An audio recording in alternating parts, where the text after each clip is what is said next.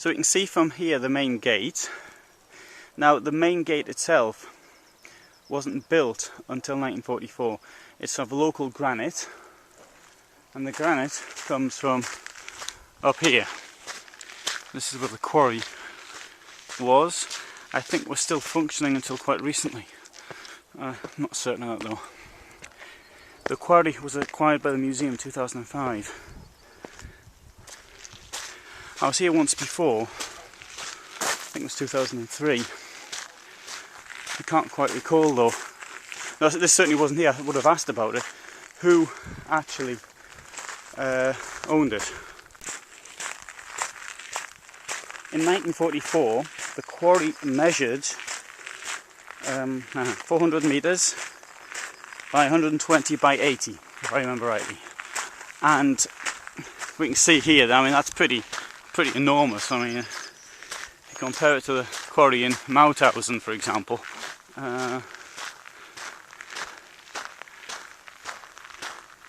And most of the prisoners were working here in this quarry, and the death rate was extremely large. In fact, the average lifespan was said to be 5 and 8 weeks in the quarry. That's all that people could take before they expired. You know, hard work, poor rations, very tough. Now, the second largest amount of prisoners was actually working in the construction department of the camp.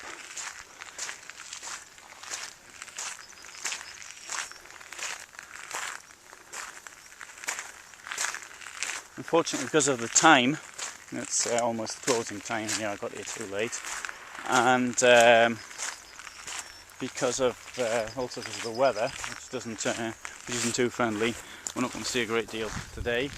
But I'm going to do my best. In a way, though, with the way we can see the hills around, although undoubtedly they are very attractive, in a way, it's sort of the dark clouds does fit the atmosphere. Today is the 20th of July. It's 2011. It's the anniversary of the attempt on Hitler 67 years ago today, and some of the people involved in that attempt were actually brought here. A number of Germans. They also rounded up some Polish intellectuals and brought them here and put them into the Sonderkommando. Now, Sonderkommando here would have been those people who were not allowed to sleep but are kept working in the quarry. Very, very difficult conditions, and obviously to kill them through exhaustion in a short amount of time.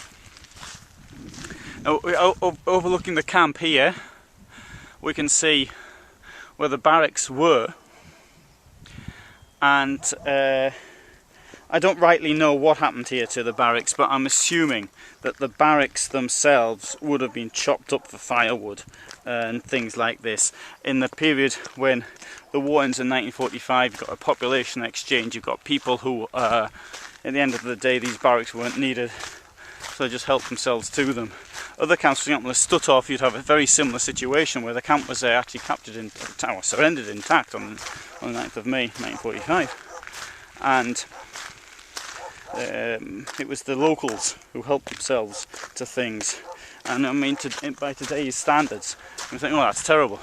But put yourself into that situation, what would you do? I mean, it's cold, and you got to stay alive. And I don't think in the winter of 45-46 anybody was really thinking about making museums for the future.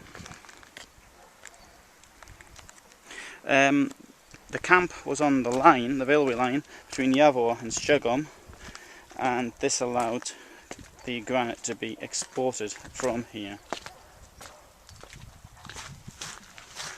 Now the sign here says that the quarry was actually purchased thanks to the Polish American Enterprise Fund, as well as a foundation that was set up for this purpose. There's a very interesting exhibition here on the razor system of camps.